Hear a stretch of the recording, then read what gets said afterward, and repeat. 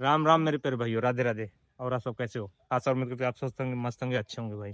आज अपने सब्सक्राइबर भाई साहब आए हुए हैं नई ब्रांड गाड़ी लेके, स्विफ्ट डिजायर 3 सिलेंडर टूर गाड़ी रहने वाली है।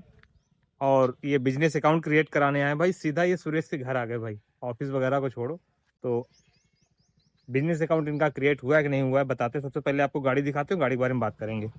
तो ये उनकी गाड़ी रहने है यूपी 84 BT 5236, और शायद ये फरकाबाद का नंबर, फरकाबाद का ना, अच्छा मैनपुरी का नंबर है। चलो ठीक है।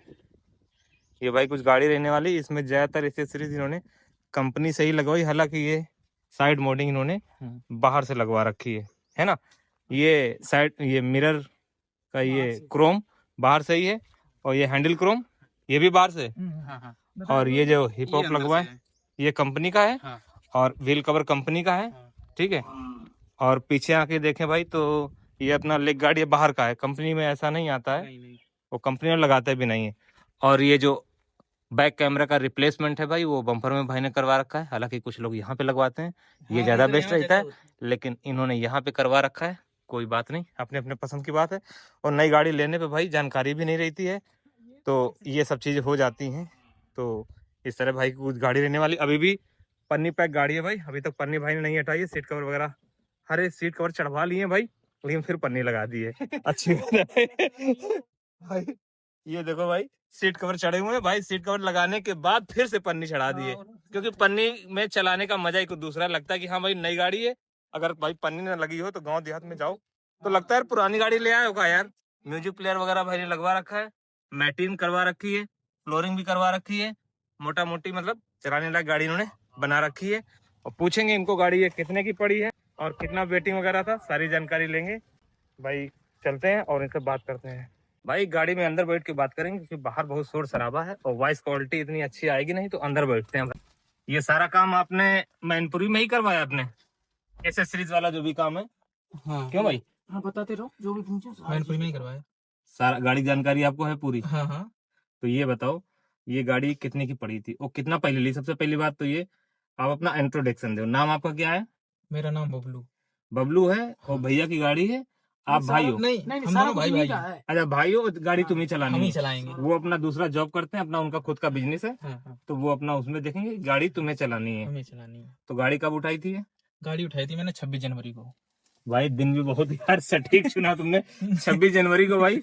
वैसे बता दें, उसी टाइम मुझे वो मिली हुई थी, मैंने की थी दिसंबर में की थी वो 26 तारीख को, तो पूरी 1 महीने बाद मिली। 1 महीने बाद मिली, वेटिंग ज्यादा थी। हाँ। और तो 26 जनवरी को तो यार ज्यादातर तो वर्कशॉप वगैरह बंद रहते हैं, शोरूम वगैरह। तो तुम्हारे यहाँ का खुले थे? हाँ, हमारे यहाँ खुला हुआ था। सिर्फ शोरूम खुला होगा, वर्कशॉप तो बंद हो, क्योंकि ज्यादातर एम्प्लॉय की छुट्टी होती है 26 जनवरी और 2 अक्टूबर 15 अगस्त, वो ऐसे दिन होते हैं भाई कि आप किसी से जबरदस्ती काम नहीं करवा सकते हो। हाँ, समझ रहे हो ना? वो तो पता। और लेबर से तो कतई नहीं करवा सकते हो भाई, क्योंकि वो दिन आजादी का होता है। हाँ। और उसमें भारत सरकार की तरफ से छुट्टी होती है। अगर आप जबरदस्ती उससे काम करवा रहे हो लेबर से भाई, तो आपके ऊपर कार्यवाही भी हो सकती है। 26 जनवरी, 15 अगस्त और 2 अक्टूबर। तो भाई थोड़ा गाड़ी अपनी स्टार्ट करो, एसी से चला के देखा थोड़ा। न्यूट्रल है? हाँ चलो ठीक है। आप कहाँ के रहने वाले हो? पूरा इंट्रोडक्शन अपना बताना। मैनपुरी? हाँ, पूरा मैं मैनपुरी का हूँ। खास मैनपुरी या कोई गांव है? नहीं, मैनपुरी के पास है मेरा शमशेरगंज गाँव। शमशेरगंज। हाँ। ये गाड़ी आप ओला उबर में चलाने के लिए हो या किसी विभाग वगैरह में लगाए हो? क्या सोचा है इसके बारे में? कुछ तो सोचा होगा। इसी में चलाएंगे, ओला उबर में। वैसे कहीं विभाग में तो भी नहीं लगाई है। अच्छा, किस शहर में रह के चलाओ? क्योंकि भाई मैनपुरी में जो है गाड़ी की जो है वहाँ पे ओला उबर नहीं चलता है, ठीक है। तो आपने क्या सोचा है, कहाँ रह के चलाओगे? भाई एक चीज इनको और बता दें कि इन्होंने जो है कूलिंग का पॉइंट एकदम डाउन कर रखा है, तो इनकी एसी प्रॉपर ठीक से काम नहीं करेगी। ये चीज पता है तुम्हें? नहीं, तभी तुम्हारी कूलिंग नहीं कर रही, इतने में एकदम चिल्ड कर देना चाहिए। तो कूलिंग बढ़ाने के लिए हम इसे नीचे को पुश करेंगे। अब ये कूलिंग तुम्हारी फुल हो गई है। फैन चाहे एक और कम कर दो, अब इतने में देखना अभी कितनी चिल्ड हो जाएगी, ठीक है। चलो ये चीज हो गई। तो आपको ये गाड़ी 1 महीने बाद मिली है, क्योंकि इस पे वेटिंग ज्यादा थी। और उस समय जो है आपके इसमें जीपीएस का भी सिस्टम नहीं था जब 26 दिसंबर को आप बुक कराने गए होगे। ना ही जीपीएस, ये पैनिक बटन जो लगा हुआ था, इसका भी कोई सिस्टम नहीं था। और ना ही 1 टाइम टैक्स का कुछ था।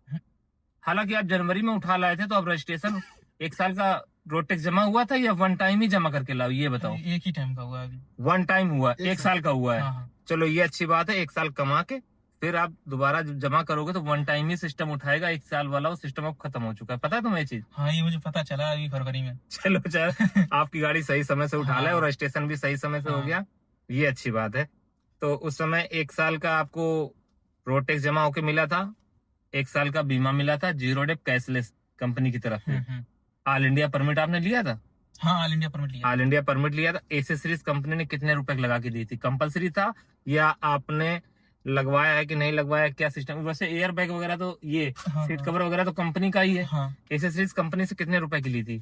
एसएससी मैंने कंपनी से, जैसे वैसे तो देते हैं 20-30 हजार की। 30,000 की बोल रहे थे, लेकिन तुमने हाँ। कितने की ली है? मैंने ज्यादा नहीं लिए, बस वही लिए 15 हजार की। 15,000 की, मतलब कम से कम 15,000 की थी। हाँ। उससे कम की वो नहीं गाड़ी दे फिर रहे। न देते। हाँ, नहीं दे रहे मतलब थे। उनकी जो लास्ट लिमिट थी वो 15,000 कम से कम है, और हाँ। ज्यादा आप कितना भी ले कितना सकते हो भी ले एसेसरीज, सकते हैं। 50,000 की भी ले सकते हो, वो हाँ, आपकी तो मर्जी है। हाँ। लेकिन भाई एसेसरीज कम से कम ही लेनी चाहिए, फायदा उसमें आपका है। किसी दूसरे वीडियो में बताएंगे कि कहाँ पे क्या फायदा होता है एसेसरीज में भाई, वो अलग की बात करेंगे। 15,000 की एसेसरीज इसमें इंक्लूड है।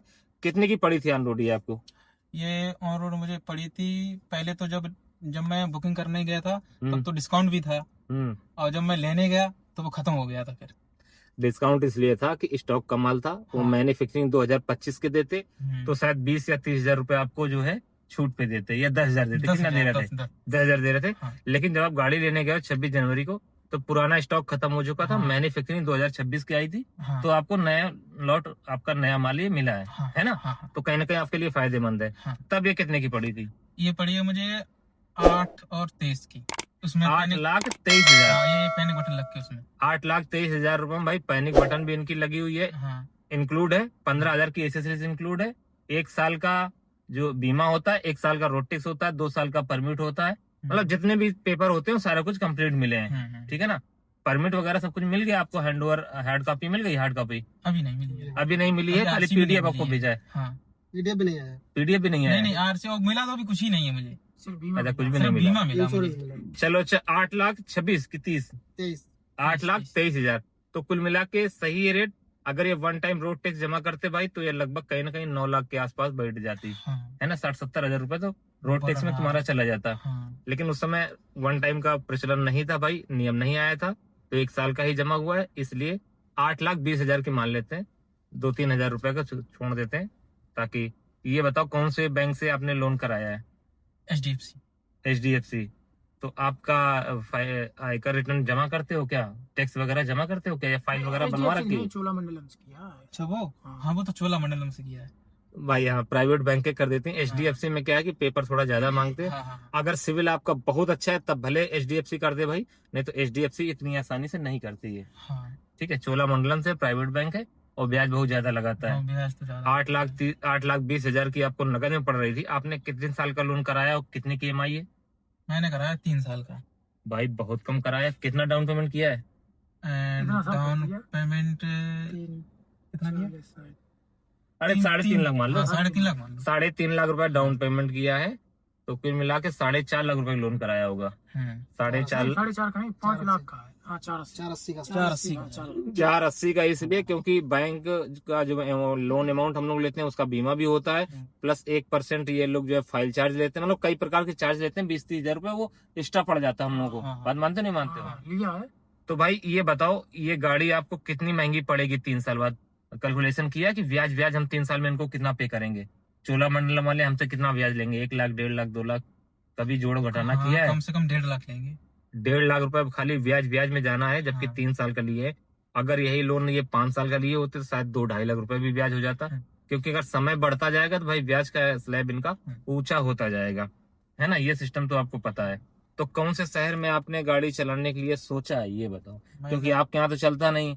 आपके यहाँ से मैनपुरी से भाई दिल्ली भी नजदीकी पड़ता है, और अपना कानपुर और लखनऊ भी लगभग जो है सब बराबर में, 150-200 किलोमीटर सब जगह तुम्हें जाना पड़ेगा। अगर दिल्ली जाओगे तब भी 200-250 में पहुंच जाओगे, 200-250 किलोमीटर। और कानपुर आओगे तो 150 किलोमीटर लगभग पड़ता ही होगा। लखनऊ जाओगे तब भी 150 किलोमीटर लगभग चलना ही पड़ेगा। मतलब होम सिटी आपको नहीं रही ना, आपको कहीं ना कहीं बाहर रह के ही मतलब ये काम करना है।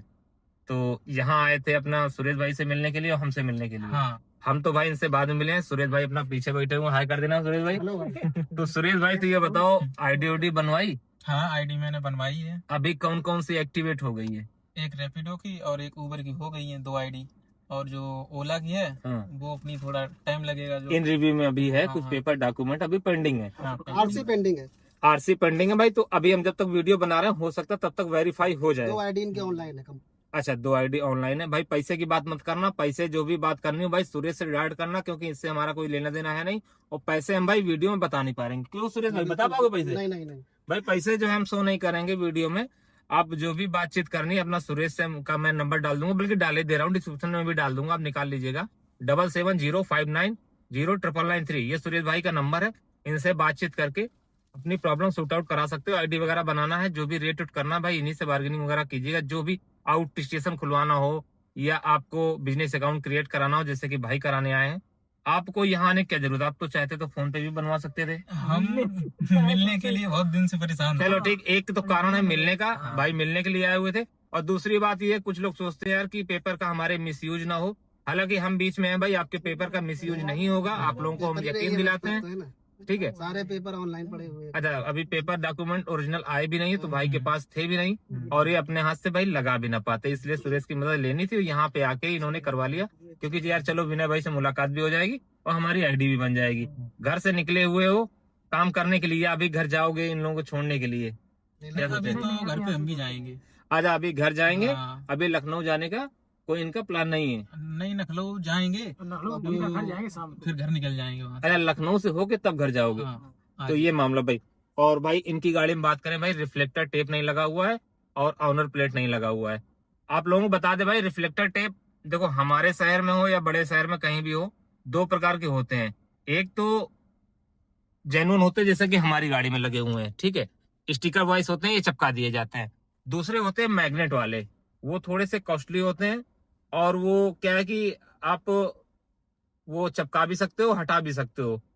तो मैग्नेट उसमें लगा होता है, लोहे पे वो आराम से चिपक जाता है। वो थोड़ा सा महंगा होता है, कॉस्टली होता है, और हर दुकान में मिलता भी नहीं है, तो वो भी आप लगवा सकते हो। कुल मिला के रिफ्लेक्टर टेप लगा होना चाहिए और ऑनर प्लेट लगी होनी चाहिए, चाहे वो रेडियम वाले हों, मतलब चाहे वो मैग्नेट वाले हों, चाहे नॉर्मल चिपकाने वाले हों। तो आप ये सबसे पहले काम कीजिएगा, जब ओला उबर में चलाना तो ये चीजें लगवा लेना, नहीं तो इन चीजों पे चलाना है।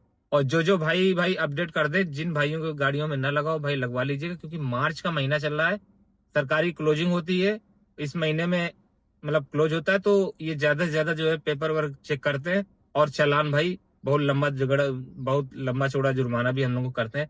मार्च महीना बहुत सावधानी पूर्वक चलाना है, आराम से चलाना है, कोई भी रूल हमें तोड़ने नहीं, सारे रूल फॉलो करने हैं। और जो भी गाइडलाइंस है भारत सरकार की तरफ से, परिवहन विभाग की तरफ से, वो हम लोगों को फॉलो करने हैं। सभी सब्सक्राइबर भाई ध्यान रखना, और आप लोग भी जो है अपनी गाड़ी में रिफ्लेक्टर टेप और प्लस रेडियम इस तरीके जो है ऑनर प्लेट वगैरह अपना लगवा लेना। और उसमें जो है अपना आधार कार्ड नंबर और डीएल नंबर मत डलवाना, क्योंकि उनका मिसयूज हो सकता है। ठीक है, हाँ, तो ये चीज आप लोग याद रखिएगा। नहीं, सुरेश भाई जानते हैं उनका किसी से मिसयूज हो सकता है, क्योंकि ये उस लाइन से जुड़े हुए हैं। और वैसे भी अपनी पर्सनल डॉक्यूमेंट किसी को भी शेयर नहीं करने हैं कभी भी। अगर जो आपको कि कोई फोन आता है कि मैं ओला की तरफ से या उबर की तरफ से बोल रहा हूँ, फलानी बात है, आप ओटीपी शेयर कर दीजिए, मत देना भाई। कंपनी कभी भी इस तरीके का कॉल नहीं करती है कि आप हमको ओटीपी बता दीजिए, या फिर पेपर वेरीफाई करने, अकाउंट हैक हो जाता है, फिर आपको जो है प्रॉब्लम हो जाएगी। तो किसी को भी कभी भी ओटीपी अपनी शेयर नहीं करनी है। ये तो हो गई ओला उबर की बात। वैसे भी अपनों को ओटीपी किसी चीज की शेयर नहीं करनी है, हमेशा याद रखना भाई। अगर आपने शेयर की तो आपके बैंक अकाउंट के साथ भी धोखा हो सकता है, या आपकी जो बिजनेस अकाउंट है, ओला उबर रैपिडो जो भी ऐप बेस्ड कंपनियां हैं, वो अकाउंट भी हैक हो सकते हैं। तो ये सारी चीजें आप आगे से याद रखिएगा, ठीक है। तो बात करें भाई, ये 8,20,000 रुपए गाड़ी थी, और ये लगभग जो है 26 जनवरी को आई थी। आज मतलब 1-1.5 महीने हो गए लगभग लाए हुए। तो 50 दिन में गाड़ी आपने कितनी चलाई है? हमारी चल गई है 2200 किलोमीटर भाई कम होता है, क्योंकि भाई पहली कार है ये, इससे पहले कोई गाड़ी नहीं थी। अगर इनके पास पहली गाड़ी रही होती भाई, तो इनके प्राइवेट कस्टमर भी बने होते और बुकिंग में भी गए होंगे, है ना। खाली पर्सनल काम से मंदिर और रिश्तेदारी ही घूमे हो, और बकाया कहीं नहीं गए हो। अर्निंग पर्पस नहीं चलाया बिल्कुल, लेकिन अब चलेगी भाई। और इस समय भाई आए हो तो आपको गाड़ी चलानी आती है, लाइसेंस आपके पास ही है, कोई दिक्कत नहीं। खाली इसमें आपको थोड़ा समय देना पड़ेगा, डेली का कम से कम 10 से 12 घंटा, ठीक है। और महीने के अगर 30 दिन होते हैं, 31 दिन होते हैं, तो कम से कम छुट्टी करनी, महीने में 1 या 2 छुट्टी करनी है, तब आप इस बिजनेस में भाई सफल होगे जाके। क्योंकि अभी आप एकदम नए हो, अभी सब कुछ तुम्हें सीखना है। सपोज करो नए शहर में जाओगे, चाहे लखनऊ हो, कानपुर हो या दिल्ली हो।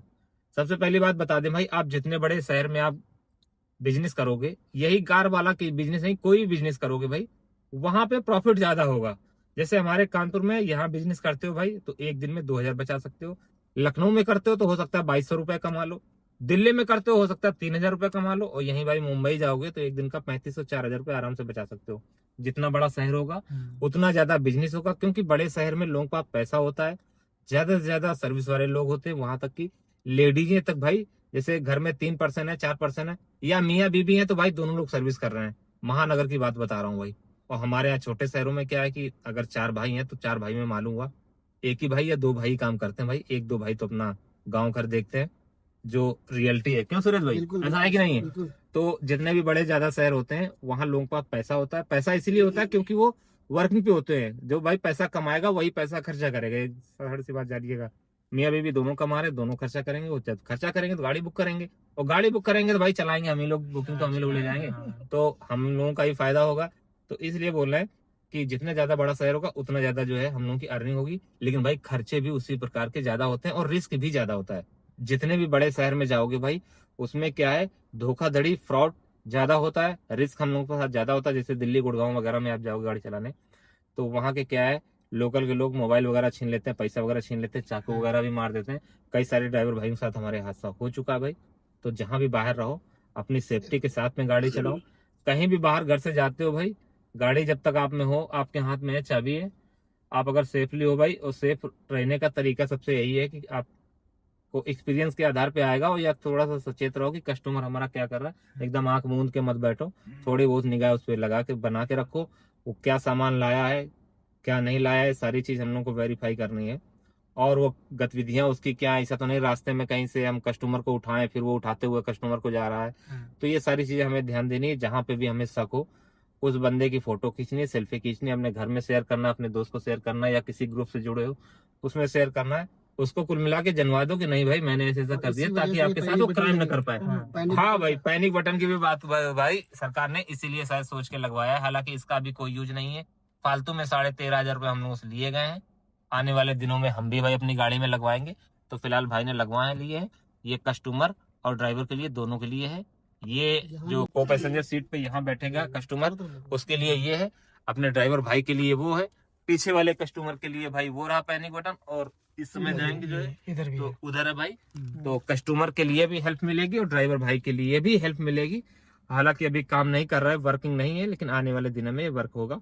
इसके बारे में कुछ जानकारी बताओ, कुछ बताया आपको? ऐप डाउनलोड कराया इसका? नहीं, इसके बारे में अभी कोई जानकारी नहीं मिली। चलो डाउनलोड करवाया ना, कई सारे मित्रों में गाड़ी में लगी हुई है भाई ऐप, उन्होंने डाउनलोड कराया। आप अपनी गाड़ी घर बैठे ट्रैक कर सकते हो, या आपका घर का कोई भी बंदा ऐप डाउनलोड करके आपकी गाड़ी ट्रैक कर सकता है। सपोज करो आप लखनऊ में गाड़ी चला रहे हो, आप भाई साहब घर पे हैं, तो देख सकते हैं कि भाई हमारा कहाँ पे इस समय गाड़ी चला रहा है। ये सारी सुविधा इसमें दे रखी है। और ज्यादा विस्तार जानकारी के लिए भाई हमें भी नहीं पता है, लेकिन जब सारी डिटेल इसकी आएगी तो हम वीडियो के माध्यम से अवगत कराएंगे कि इस जो है जीपीएस में इंजन ऑन ऑफ आप कर सकते हो कि नहीं कर सकते हो, घर बैठे मोबाइल से ही एसी बंद कर सकते हो कि नहीं कर सकते हो, स्पीड अपनी कंट्रोल कर सकते हो कि नहीं कर सकते हो, स्पीड जान सकते हो नहीं जान सकते हो। हालांकि जो 3000, 3500 या 4000, 5000 का जो जीपीएस आता है उसमें सारी खूबियां होती हैं, सारी अच्छाइयां होती हैं। अब इसमें देखने वाली बात होगी, अभी जब इनका एक्टिव होगा उसके बाद ही पता चलेगा। और इसमें गारंटी वारंटी के बारे में कुछ बताया इन्होंने कि इसमें कुछ गारंटी वारंटी है कि नहीं? गारंटी वारंटी कार्ड दिया है इसका? हाँ, एक कार्ड दिया है, तो बोले हैं कि ये 2 साल तक की है। बिल्कुल भाई, हाँ। 2 साल की गारंटी वारंटी होती है, प्लस 2 साल का रिचार्ज भी आपको नहीं करना। 2 साल तक इनको मतलब फ्री में चलाना है कुल मिला के। हाँ। ठीक है, मतलब रिचार्ज भी नहीं करना है 2 साल तक। हाँ। और 2 साल बाद फिर आपको रिचार्ज करना पड़ेगा। स्टैंडर्ड वारंटी सीसीपी इस गाड़ी पे आपने ली थी कि नहीं ली थी? 8,20,000 में क्या क्या चीज है स्टैंडर्ड वारंटी है? हाँ। देखो स्टैंडर्ड वारंटी जो होती है वो 1 लाख के बाद शुरू होती है, 3 साल के बाद। जिससे आपने गाड़ी उठाई है, स्टैंडर्ड वारंटी ना भी लेते तो 1 लाख किलोमीटर और 3 साल मैन्युफैक्चरिंग आपको फ्री में गाड़ी के साथ में मिलती है। आप अगर पैसे दोगे, स्टैंडर्ड वारंटी एक्टिवेट कराते हो, तो 3 साल से समय बढ़ के 6 साल हो जाएगा। 1 लाख किलोमीटर से बढ़ के 1,60,000 किलोमीटर हो जाएगा। उसके ये लोग 15,000 रुपए समथिंग लेते हैं। पहली तो स्टैंडर्ड वारंटी ये हो गई, हाँ। आपने ली कि नहीं ली है? लिया मैंने। लिए। दूसरी वारंटी होती है इंजन की, जिसको बोलते हैं सीसीपी, इंजन हाँ। प्रोटेक्टर। वो अगर पानी की वजह से आपका इंजन कभी खराब होता है भविष्य में, तो वो भी प्रोटेक्ट हुआ, वो भी जो है आपका कंपनी बना के देगी। वो आपने लिया या नहीं लिया हाँ, है? वो भी लिया। अच्छा भाई, दोनों चीजें लिए। 8,20,000 रुपए में कहीं ना कहीं इनको अच्छी डील मिली है, विथ पैनिक बटन के साथ में भाई। वो 1 साल का रोड टैक्स भी इनका जमा है। तो कहीं ना कहीं इनको जो है सही रेट में भाई गाड़ी मिली है। हालांकि इनको वेट थोड़ा सा ज्यादा करना पड़ा है। वो आपको जो है 1 महीने आपने लगातार वेट किया है, हाँ। ठीक है। कलर आपने सफेदी क्यों पसंद किया और डिजायर गाड़ी ही क्यों पसंद की, इसका कुछ बता सकते हो? मुझे वाइट ज्यादा अच्छी लगती है। अच्छा, वैसे हम बता दें हाँ। भाई, सफेद गाड़ी का मेंटेनेंस रख रखाव बहुत ही आसान होता है। अगर भविष्य में कभी भगवान न करे लड़ भिड़ा जाए भाई, तो इसका कलर आसानी से मैच हो जाता है और समझ भी नहीं आता है। और साफ ऑफ करने में अगर थोड़ी बहुत गंदी भी है तो ये गंदी समझ में नहीं आती। यही आप दूसरे कलर ले लोगे भाई, जरा सी भी धूल जमेगी तो गाड़ी गंदी कहीं ना कहीं समझ में आएगी। इसलिए टैक्सी में ज्यादातर लोग व्हाइट गाड़ी ही लेते हैं। ज्यादातर क्या, 90% गाड़ियां आपको व्हाइट ही मिलेगी टैक्सी में, और 10% में फिर सारे कलर हैं। हालांकि आप कोई भी कलर की गाड़ी लेके ओला उबर में लगा सकते थे, कंपनी वाले मना नहीं करते हैं, ना ही हाँ। कंपनी वाले देने से मना करेंगे। यहाँ तक कि ब्लैक गाड़ी भी आप ले सकते हो, ग्रे कलर भी ले सकते हो। हमारे कई हाँ। सारे मित्रों ने ले रखी भाई, ब्लैक कलर की भी ले रखी। लुक वाइज भाई देखने में बहुत अच्छी लगती है। हाँ। लेकिन उसमें क्या है ना कहीं भाई, हम लोग गांव देहात के रहने वाले हैं, कभी कभी दूल्हे उल्हे में भी गाड़ी जाती है, तो उसमें दूल्हा भाई काली गाड़ी में बैठता नहीं, अशुभ माना जाता है। ना ही काले जूते उस दिन पहनेगा, ना ही काले कपड़े पहनेगा। खास करके दूल्हा जब सेहरा पहने होगा, वो शादी के लिए जाएगा, और ना ही काली गाड़ी में बैठेगा। तो सफेद गाड़ी हम लोगों को ज्यादा अच्छी लगती है खासकर टैक्सी में, क्योंकि इसका रख रखाव मेंटेनेंस इसका थोड़ा कम रहता है। मेन मुद्दे की बात ये है। डिजायर ही क्यों लाई ये बताओ? डिजायर मैंने इसलिए ली है हम्म। कि जो छोटी गाड़ी होती है वैगनार, हम्म। वो बोल रहे थे मेरे भाई लेने के लिए। और वो मैं भी अच्छी गाड़ी होती है। हाँ, वहां भी शुरू कर सकते तो कोई दिक्कत नहीं है। शुरू कर सकते थे। बिल्कुल मैं सोचा जब लेना ही चाह रहे हैं तो एक ही बार ले लेते हैं, डिजायर ही ले लेते हैं, बड़ी गाड़ी सही है ले भाई। सकते वो हैं। 1 लाख 1.5 लाख का अंतर आता है, कोई हाँ। ज्यादा अंतर नहीं आता। और हाँ। ये ऐसी गाड़ी है भाई, किसी विभाग में भी लगा सकते हो, या कोई कंपनी वगैरह में अटैच करते हो, जैसे दिल्ली गुड़गांव वगैरह में जाओ, ठीक है। जो आईटी कंपनी क्या बोलते हैं, बड़ी कंपनी क्या बोलते हैं, आईटी कंपनी। आईटी कंपनियां मंथली बेस पे भी लगा सकते हो इनको। या फिर किसी विभाग में, जैसे मेट्रो हो गई, या केडीए हो गई, या पीडब्ल्यूडी हो गई, इन विभागों में भी मंथली वाइज गाड़ियां या अटैचमेंट होती हैं। हालांकि वैगनआर को कोई नहीं मांगता है। और फिर उसके बाद अगर दूल्हे वगैरह में भी भाई देहात वगैरह मांगते हैं इस गाड़ी को, जिसका बजट कम होता है। हालांकि आज भाई जमाना बदल रहा है। 2002 में हम वैन लाए थे, उस जमाने में भाई दूल्हा वैन में बैठता था। मैं खुद भाई अपनी बारात में वैन में ही बैठ के गया था। उस समय उसका क्रेज था भाई। अब आज इसका क्रेज कहीं ना कहीं कम हो गया। अब क्या आदमी जो है थोड़ा ऊंचे लेवल का हो गया है, ऑडी BMW या वरना वगैरह मांगता है, जिसमें सनरूफ वगैरह हो। लेकिन जिनका बजट कम होता है वो ये भी बुक हाँ, करते हाँ। हैं, है ना? बात सही नहीं सही ये है? बात सही है आपकी। तो दूल्हे में भी चला सकते हो, और किसी विभाग में आप लगा उगा भी सकते हो। कई सारे ऑप्शन है। और इसमें मिनी कैटेगरी भी बुकिंग आएगी, प्राइम कैटेगरी की भी बुकिंग आएगी। तो कहीं ना कहीं ये बीच मॉडल का है। ना ही आप ऊंचे लेवल पे हो, ना ही आप नीचे लेवल पे हो। आप मध्यम परिवार में हो, एक तरीके ये समझ लो। हाँ। मध्यम हो, और मध्यम वाला सही रहता है भाई। ना ही ज्यादा नीचे रहो, ना ही ज्यादा ऊपर आसमान में उड़ो, अपना बीच में रहो। अपन लोग के लिए यही सही है। कितने घंटा मेहनत करने का सोचा है? कुछ प्लान किया है, कुछ बनाया है आपने? मेहनत तो पूरी भाई आईडी तो करने देखो की आज अभी सोचेंगे। आपकी 2 बन गई है, तीसरी अभी हाँ। बन जाएगी।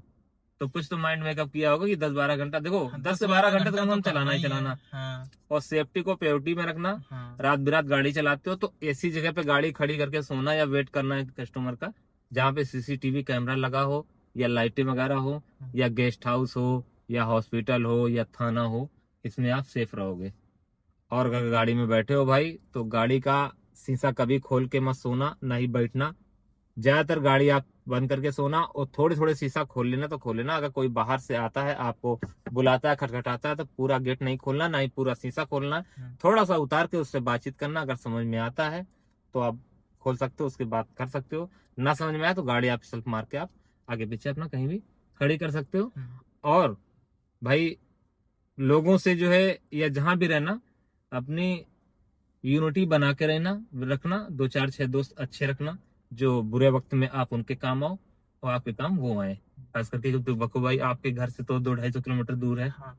वहां पे तो घर वाले तो आएंगे तो सुबह तक आएंगे, 2-4-6 घंटे लगेंगे। तो लोकल में जिनके यहाँ रहना, या अपने जो भी यार मित्र है, 2-4-6 बना के रखना, ताकि आपकी गाड़ी में कोई प्रॉब्लम आती है, या कोई आपको फालतू में परेशान करता है, ग्रुप वगैरह माध्यम से भी आप जो है एक्टिव रह सकते हो, हेल्प ले सकते हो। अभी ग्रुप में भी हम आपको जोड़ देंगे, आप जहाँ भी रहोगे वहाँ पे आपको हेल्प होती रहेगी और जरूरत पड़ने पे हेल्प देनी भी पड़ेगी, क्योंकि भाई दोनों हाथ से काम होता है, दोनों हाथ से ताली बजती है भाई। हाँ, दोनों अगर हेल्प दोगे तो हेल्प मिलेगी। हाँ, और पर्सनल भी अपना अच्छा व्यवहार रखना, ताकि हाँ, कोई हाँ, दुख मुसीबत आती है तो सभी लोग अपनी हेल्प करें सभी और आप लोग। भी हेल्पफुल रहना, ताकि दूसरों को भी आप मदद कर सको। हम्म। तो आज तो फिलहाल आईडी वगैरह तैयार हो जाएगी, 1-2 दिन बाद से आपने सोचा है कि हम काम पे अपना जो है निकलेंगे। हाँ हाँ, 2-3 दिन में तो निकलेंगे। ठीक है। और काम पे जब भी निकलना भाई, तो एक टारगेट सेट करके चलना, भले वो 1,000 रुपए का ही हो, कि हम 1,000 रुपए डेली का हमें बचाना है। और ये नहीं कि 1,000 बच गया तो फिर खत्म काम, 1,500 का ही कोशिश करना, क्योंकि 1,000 1,500 जब डेली बचाओगे तो महीने में जब 30 दिन का रेशियो निकालोगे तो भाई 1,000 रुपए ही बचेंगे, अगर 1,500 डेली बचा रहे हो तो। क्योंकि हाँ, महीने में 2 छुट्टियां भी मारोगे, एक दिन सर्विस भी कराने जाओगे, हाँ, ठीक है, ब्रेकडाउन भी होगा, तो 3-4 दिन आपके निकल जाएंगे। तो 3-4 दिन भरने के लिए भाई 1,500 रुपए का काम करना पड़ेगा, हाँ, तो जाके महीने में 30,000 रुपए आप बचा पाओगे। और जब 30,000 रुपए बचा पाओगे तो गाड़ी की EMI और गाड़ी का मेंटेनेंस हटाने के बाद 12 से 15,000 रुपए आपको बचेंगे, जो कि सैलरी के रूप में है 3 साल तक। 3 साल के बाद फिर जो भी पैसे होंगे वो आपके होंगे। हालांकि फिर बचत थोड़ी कम हो जाएगी, मतलब 15 दूनी 30 तो पूरे नहीं बचेंगे, क्योंकि फिर मेंटेनेंस की गाड़ी 3 साल बाद थोड़ा बहुत मांगने लगती है। तो ये कुछ चीजें हैं, अगर आप माइंड मेकअप चल के सिस्टमेटिक तरीके से चलोगे, एक टारगेट सेट करके चलोगे भाई, तो कहीं ना कहीं आपको फायदा हो किसी भी बिजनेस में। मतलब इसी बिजनेस में नहीं, हाँ, आप कोई दूसरा भी बिजनेस करो, उसमें भी आप टारगेट एक सेट करके चलो कि हमें यहाँ तक काम करना है, या इतनी बचत करनी है और इतना खर्चा करना है। दोनों चीजें मेंटेन करके चलोगे तो भविष्य में दिक्कत नहीं पड़ेगी भाई। और दूसरी बात ये कि आप जो है कम से कम 2 किस्तों का मार्जिन मनी आप लेके चलना। मान लो आपकी 15,000 की किस्त है फॉर एग्जाम्पल, तो 30,000 रुपए आप बैकअप में लेके चलना, कि भविष्य में कहीं ऊंची नीची कोई बात हो जाती है, या हम टाइम से किस्त नहीं मतलब कमा ना पाए, हाँ, तो फिर वो किस्तें आपकी टाइम से पहुंच जाए। क्योंकि भाई अगर टाइम से आप नहीं देते हो तो बैंक पेनाल्टी भी लगाती है। हाँ, पेनाल्टी के साथ साथ में आपका स्कोर भी, क्रेडिट स्कोर भी डाउन होगा और दोबारा लोन लेने में दिक्कत होगी। पहली किस्त घर से ही दी है। पहली किस्त घर भाई से तुम्हें नहीं, हर कोई देता है। हालांकि जो पुराने ड्राइवर हैं, हम भाई जिस दिन गाड़ी लाए तो पहले दिन ही बुकिंग मारने गए थे, और बगैर नंबर के 1 महीने गाड़ी चलाई थी 10,000 किलोमीटर, और फिर ये नंबर लिया था 999 उसके बाद जो है 10,000 चला डाले तब नंबर हमारा आया था। तो वो पुराने पे है, क्योंकि पुराने कस्टमर हमारे पास थे भाई। हाँ, अब आपके पास पुराने कस्टमर नहीं, इसलिए नहीं चले, नहीं तो घर पे अगर काम आता तो आप भी करते भाई, जाहिर सी बात है। लेकिन जब पुराना संपर्क आपका है नहीं, नए हो एकदम, कुछ आता जाता ही नहीं भाई, कस्टमर से व्यवहार बना नहीं रखा है, तो अब धीरे धीरे ये सारे सिस्टम बनेंगे। और आपको इतनी जल्दी डिसीजन न लेना कि मान लो 2 महीने आपने काम किया, 2 महीने आप सही से मतलब परफॉर्मेंस ना कर पाए, सही से चला ना पाए, 2 महीने बाद ये ना करना कि नहीं यार गाड़ी बेच दो या घर वालों को परेशान करो। आप कम से कम 1 साल इसको समय देना है, और 1 साल बाद ही आपको समझ में आया कि नहीं इस धंधे में सर्वाइव कर पाएंगे नहीं कर पाएंगे। 2 महीने में कोई डिसीजन मत लेना, ना ही 2 महीने बाद ये सोचना कि नहीं यार और दूसरी गाड़ी ले लेते हैं भाई, बहुत ज्यादा इनकम है, ऐसा मत करना। कम से कम 1 साल कंटिन्यू इसी को चलाना, अच्छे से चलाना, और उसके बाद फिर डिसीजन लेना कि हमें इसी में रहना है या फिर आगे बढ़ना है, पीछे हटना है। गए थे ना, तो हम तो आपके ही पास आ रहे थे, लेकिन फिर मुझे ये सुनने में आया कि जैसे वहां से लेके कानपुर से, तो बोले फिर भी मैनपुरी वो होगा, क्या बोलते हैं जो रजिस्ट्रेशन वही देखा ऐसा होता है। आप मैनपुरी से आते, हम यहाँ से आपको गाड़ी दिलाते, हालांकि आपको सही रेट की गाड़ी पड़ी है 8,20,000 रुपए में भाई, 15,000 की एसेसरीज है, पैनिक बटन लगी हुई है, स्टैंडर्ड वारंटी है, CCP है। हम भी भाई इतने की ही दिला पाते, बहुत ज्यादा सस्ती ना होती, या बहुत ज्यादा खींच काच के 10-5 हजार का आपका फायदा होता। तो इतनी दूर भाई 250 किलोमीटर 200 किलोमीटर गाड़ी उठा के आना भाई समझदारी नहीं, 10-5 हजार रुपए पीछे। तो अगर जो 10-5 हजार रुपए का अंतर आ रहा हो भाई, तो मत आइएगा इतनी दूर दौड़ के। अगर आपका ज्यादा पैसे का अंतर आ रहा है, ज्यादा महंगी आपको वहाँ गाड़ी पड़ रही है, तो हमसे संपर्क कर सकते हो, हम आपको सही रेट में लखनऊ और कानपुर दोनों जगह हम गाड़ी दिलवा सकते हैं भाई। तो ये कुछ रहा भाई इनका सिस्टम और इनकी गाड़ी, और काम करने का तरीका तो खैर अभी इन्हें कुछ आता नहीं, क्योंकि अभी आईडी वगैरह बन रही है, और आने वाले समय में ये हमसे मिला करेंगे। लखनऊ रहो या कानपुर में रहो, कोई मदद चाहिए तो ग्रुप में हम आपको जोड़ देंगे। पर्सनल हमारा नंबर भी है, आप सलाह भी ले सकते हो, क्योंकि अभी एकदम नए हो भाई। तो जहाँ भी खड़े होना फ्री टाइम में, मतलब काम नहीं है तो मोबाइल वोबाइल चलाना लेकिन बहुत ज्यादा ना चलाना, क्योंकि आदत पड़ जाएगी तो हाँ, रील्स खसकाते रहोगे और काम पे आप ध्यान नहीं दोगे। हाँ ये बात तो सही है आपकी। और अपने काम में कोई चोरी नहीं है भाई, कोई छोटा बड़ा काम नहीं होता, मेहनत से कमाओ खाओगे तभी जो है समाज इज्जत की नजर से देखेगा, हाँ। नहीं तो भाई कोई आपके घर कमाने के लिए नहीं देने आएगा। छोटी हो या बड़ी हो, अच्छे फेयर की बुकिंग हो। अच्छे फेयर का मतलब ये है, अब आप जैसे कि प्लान कर रहे हो सपोज करो कानपुर में चलाने की, तो कानपुर में पहले दिन से तो आपको कुछ एरिया पता नहीं होगा, नहीं। लेकिन जब भी आप बुकिंग करना तो माइंड मेकअप कर कर चलना। अच्छा परेड गए थे तो वहाँ कैसा एरिया था, अच्छा एरिया है, रूट वगैरह सही है, जाम वगैरह नहीं लगता है, फिर दोबारा कभी बुकिंग आए जरूर उठाना। और जिस एरिया में जाना देख लेना यार वहाँ बहुत गंदा एरिया है, बहुत जाम लगता है, उस एरिया को अवॉइड करना, नहीं जाना उस एरिया में। बुकिंग आए मत उठाना। और देख लेना बुकिंग में किलोमीटर लिख के आता है कि इतने किलोमीटर आपको ड्रॉप करना है, इतने किलोमीटर से पिकअप करना है। पिकअप आपका दूरी कम हो, 1 2 3 किलोमीटर ज्यादा से ज्यादा। ड्रॉप लोकेशन जितना लंबा होगा उतना फायदा है। और कम से कम 15 से 20 रुपए किलोमीटर के हिसाब से आपका पड़ता लग रहा हो। मान लो 10 किलोमीटर की बुकिंग है, आपको छोड़ने जाना है, तो 100 रुपए फेयर दिखा रहा तो मत उठाना भाई। कम से कम 150 200 250 300 इतना फेयर आए तो उठाना। ये नहीं कि हर बुकिंग आ रही बिगड़ देखे गच से उठाया लेके चल दिया, उसमें आपका फ्यूल ज्यादा लगेगा, बचत कम होगी। तो आप अपने हिसाब से देखिए, माइंड सेट कर लीजिए कि हमें 15 रुपए किलोमीटर प्लस आएगी तो हम उठा लेंगे। उसको उठाया, पूरा किया, और बैक टू बैक फिर बुकिंग भी आती रहती है। कैंसिलेशन कम से कम करना आपके फायदेमंद रहेगी, क्योंकि कैंसिल करोगे आपकी रेटिंग डाउन होगी और एक्सेप्टेशन रेट आपका खराब होगा। और आउट स्टेशन और हॉली रेंटल या बड़ी बुकिंग आपको परफॉर्मेंस के हिसाब से ही मिलती है। अगर आपका परफॉर्मेंस बेटर है भाई तो आपको कंपनी अच्छी बुकिंग में प्योरता मतलब प्योरिटी देगी, प्राथमिकता देगी। अगर आपकी जो है आपका स्कोर अच्छा नहीं है, आपकी रेटिंग अच्छी नहीं है भाई, तो कंपनी आपको बेकार बुकिंग देगी, जो कोई नहीं उठाएगा वो आपके पास आएगी।